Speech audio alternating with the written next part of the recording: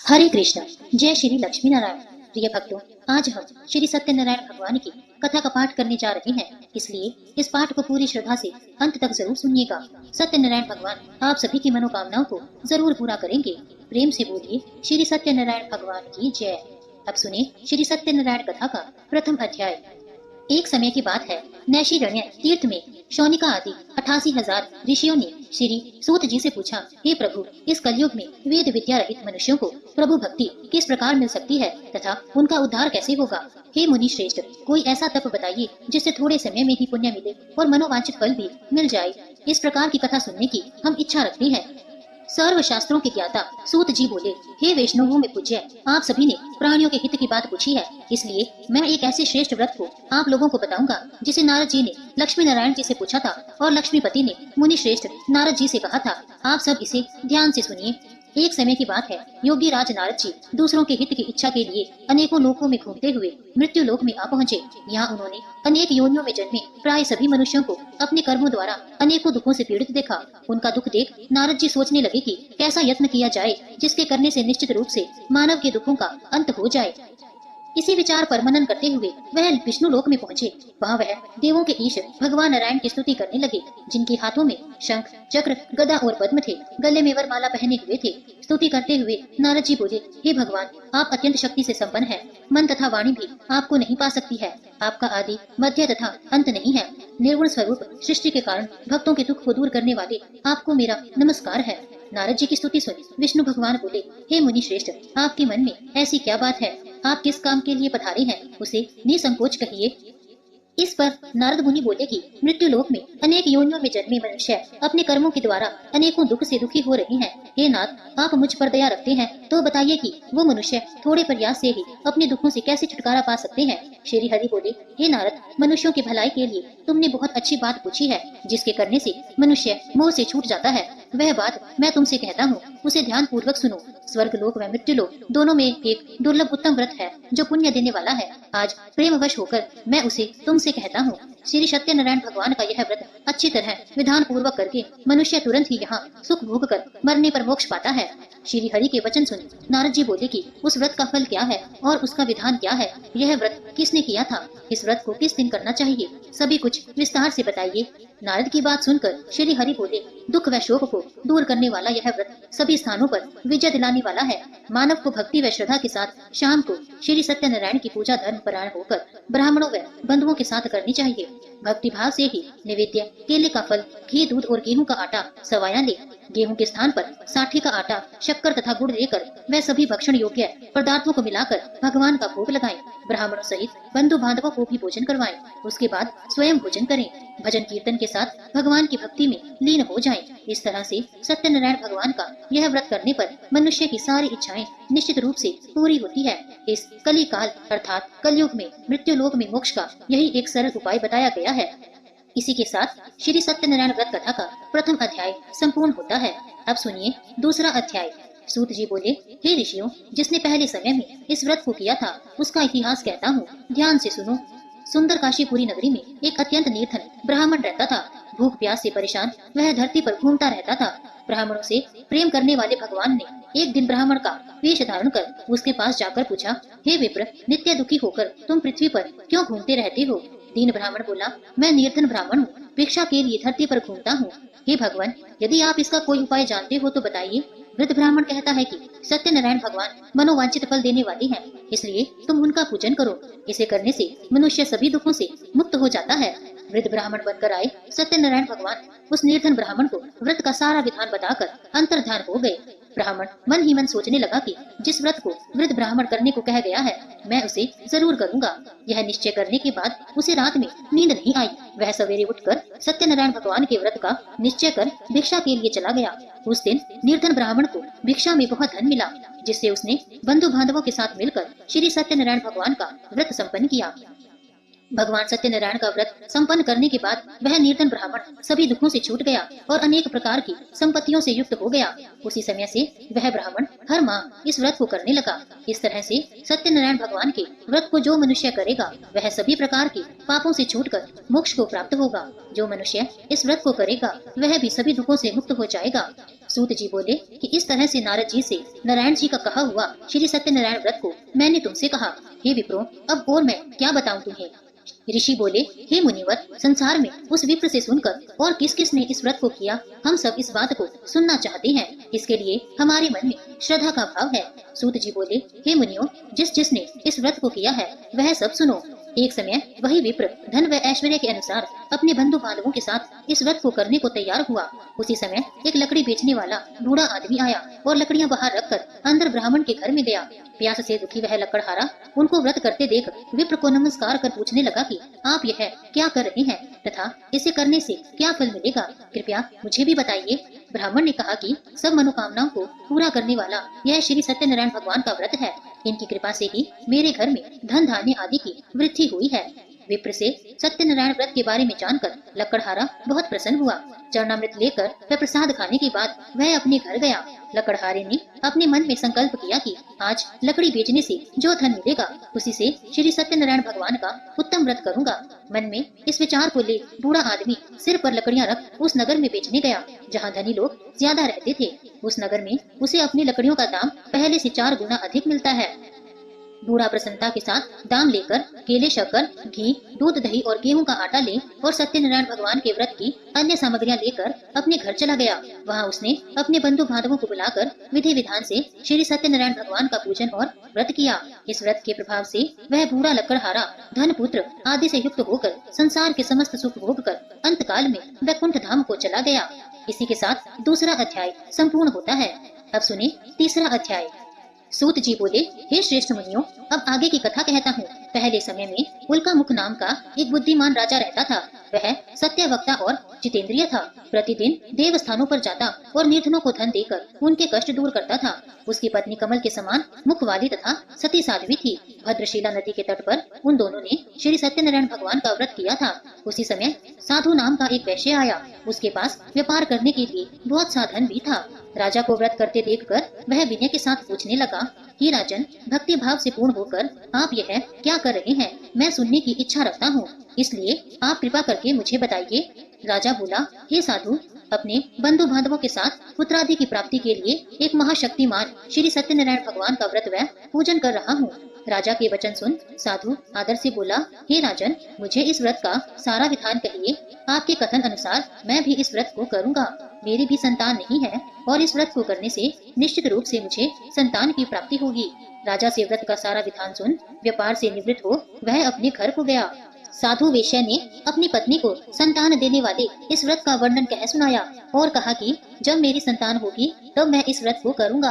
साधु ने इस तरह के वचन अपनी पत्नी लीलावती से कहे। एक दिन लीलावती पति के साथ आनंदित हो सांसारिक धर्म में प्रवृत्त होकर सत्यनारायण भगवान की कृपा से गर्भवती हो गई।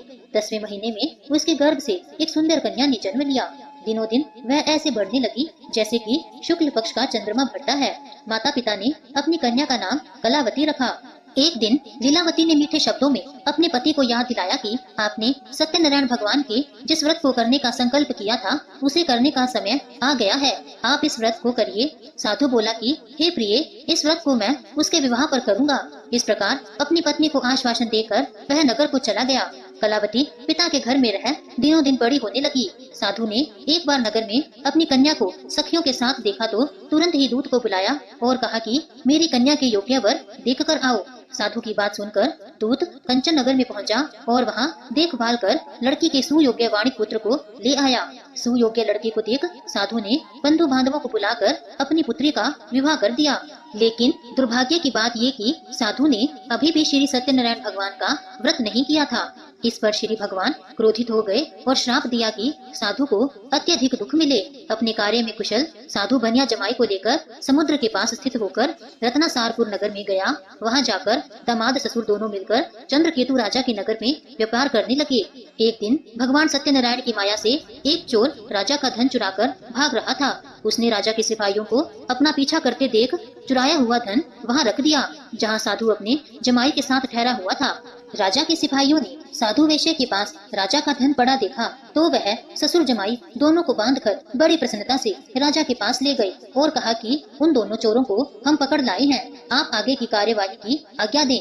राजा की आज्ञा से उन दोनों को कठिन कारावास में डाल दिया गया और उनका सारा धन भी उनसे छीन लिया गया। श्री सत्यनारायण भगवान के श्राप से साधु की पत्नी भी बहुत दुखी हुई। घर में जो धन रखा था उसे चोर चुरा ले गए। शारीरिक तथा मानसिक पीड़ा व भूख प्यास से अति दुखी हो अन्न की चिंता में कलावती एक ब्राह्मण के घर गई।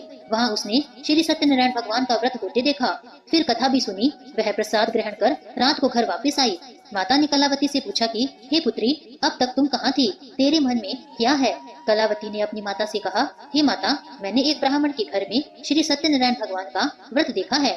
कन्या के वचन सुन लीलावती भगवान के पूजन की तैयारियां करने लगी। लीलावती ने परिवार व बंधुओं सहित सत्यनारायण भगवान का पूजन किया और उनसे वर मांगा कि मेरे पति तथा जमाई शीघ्र घर आ जाएं। साथ ही यह भी प्रार्थना की कि हम सबका अपराध क्षमा करें। श्री सत्यनारायण भगवान इस व्रत से संतुष्ट हो गए और राजा चंद्रकेतु को सपने में दर्शन देकर कहा, हे राजन, तुम उन दोनों वेश्यों को छोड़ दो और तुमने उनका जो धन दिया है उसे वापस कर दो। अगर तुमने ऐसा नहीं किया तो मैं तुम्हारा धन, राज्य व संतान सभी को नष्ट कर दूंगा। राजा को यह सब कहकर भगवान अंतर ध्यान हो गए। प्रातःकाल सभा में राजा ने अपना सपना सुनाया। फिर बोले कि वणिक पुत्रों को कैद से मुक्त कर सभा में लाओ। दोनों ने आते ही राजा को प्रणाम किया। राजा मीठी वाणी में बोला, हे मानो भवो, भाग्यवश ऐसा कठिन दुख तुम्हें प्राप्त हुआ है, लेकिन अब तुम्हें कोई भय नहीं है। ऐसा कह राजा ने उन दोनों को नए वस्त्राभूषण भी पहनाए और जितना धन उनका लिया था उससे दुगना धन वापिस कर दिया। दोनों वेश्या अपने घर को चल दिए। इसी के साथ तीसरा अध्याय समाप्त होता है।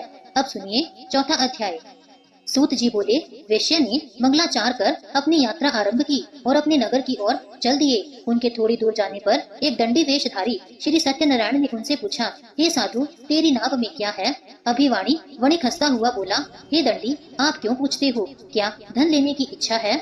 मेरी नाव में तो बेल व पत्ते भरे हुए हैं। वेश्या के कठोर वचन सुन भगवान बोले, तुम्हारा वचन सत्य हो। दंडी ऐसे वचन कह वहाँ से दूर चले गए। कुछ दूर जाकर समुद्र के किनारे बैठ गए।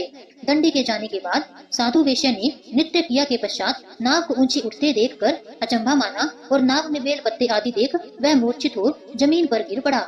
मूर्छा खुलने पर वह अत्यंत शोक में डूब गया। तब उसका दामाद बोला कि आप शोक ना मनाएं, यह तो दंडी का शाप है, इसलिए हमें उनकी शरण में जाना चाहिए, तभी हमारी मनोकामना पूरी होगी। दामाद की बात सुनकर वह दंडी के पास पहुंचा और अत्यंत भक्ति भाव से नमस्कार करके बोला, मैंने आपसे जो जो असत्य वचन कहे थे उनके लिए मुझे क्षमा दें। ऐसा कहकर महान शोकातुर हो रोने लगा।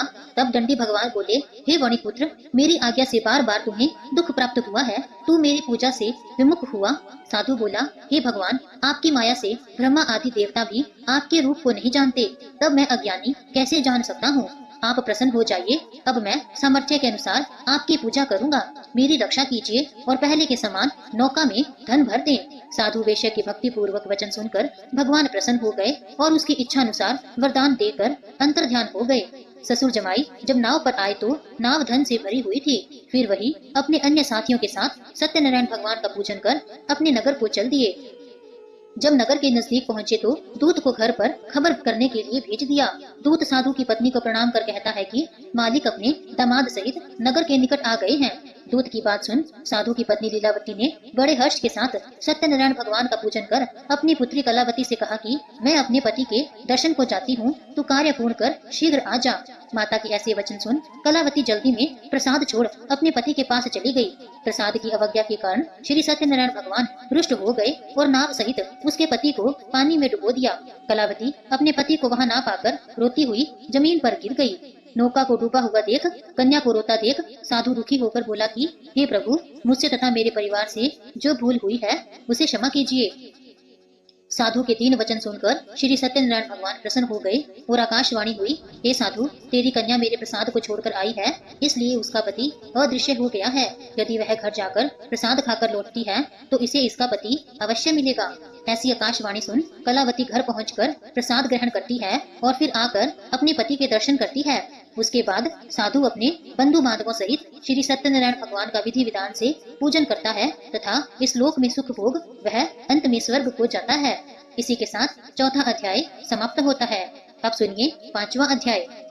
सूत जी बोले, हे ऋषियों, मैं और भी एक कथा सुनाता हूँ, उसे भी ध्यान पूर्वक सुनो। प्रजापालन में लीन तुंगध्वज नाम का एक राजा था। उसने भी भगवान का प्रसाद त्याग कर बहुत ही दुख सहन किया। एक बार वन में जाकर वन्य पशुओं को मारकर वह बड़ के पेड़ के नीचे आया। वहाँ उसने ग्वालों को भक्ति भाव से अपने बंधुओं सहित सत्यनारायण भगवान का पूजन करते देखा। अभिमानवश राजा ने उन्हें देखकर भी पूजा स्थान में नहीं गया और न ही उसने भगवान को नमस्कार किया। ग्वालों ने राजा को प्रसाद दिया, लेकिन उसने वह प्रसाद नहीं खाया और प्रसाद को वहीं छोड़कर अपने नगर को चला गया। जब वह नगर में पहुंचा तो वहां सब कुछ तहस नहस हुआ पाया। तो वह शीघ्र ही समझ गया कि यह सब भगवान ने ही किया है। वह दोबारा ग्वालों के पास पहुंचा और विधि पूर्वक पूजा कर प्रसाद खाया। तो श्री सत्यनारायण भगवान की कृपा से सब कुछ पहले जैसा हो गया। दीर्घ काल तक सुख भोगने के बाद मरणोपरांत उसे स्वर्गलोक की प्राप्ति हुई।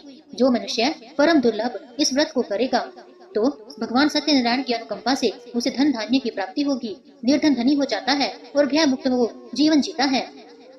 संतानहीन मनुष्य को संतान सुख मिलता है और सारे मनोरथ पूर्ण होने पर मानव अंतकाल में वैकुंठ धाम को जाता है। सूत जी बोले, जिन्होंने पहले इस व्रत को किया है, अब उनके दूसरे जन्म की कथा कहता हूँ। वृद्ध शतानंद ब्राह्मण ने सुदामा का जन्म लेकर मोक्ष की प्राप्ति की। लक्कड़हारे ने अगले जन्म में निषाद बनकर मोक्ष प्राप्त किया। उल्कामुख नाम का राजा दशरथ होकर वैकुंठ को गए। साधु नाम के वेश्या ने मोर ध्वज बनकर अपने पुत्र को आरे से चीरकर मोक्ष पाया। महाराज तुंगध्वज ने स्वयंभू होकर भगवान में भक्ति युद्ध को कर्म कर मोक्ष पाया। इसी के साथ श्री सत्यनारायण व्रत कथा का 5वां अध्याय भी संपूर्ण होता है। तो प्रेम से बोलिए श्री सत्यनारायण भगवान की जय। इसी के साथ श्री सत्यनारायण कथा का पाठ समाप्त होता है।